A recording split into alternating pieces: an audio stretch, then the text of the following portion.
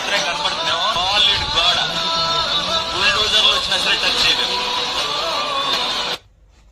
ఆయన పేరే తాటాకులు సురేష్ అనే నేను అనే మాటలు వినపడతాయి మీకు రేపటి నుంచి.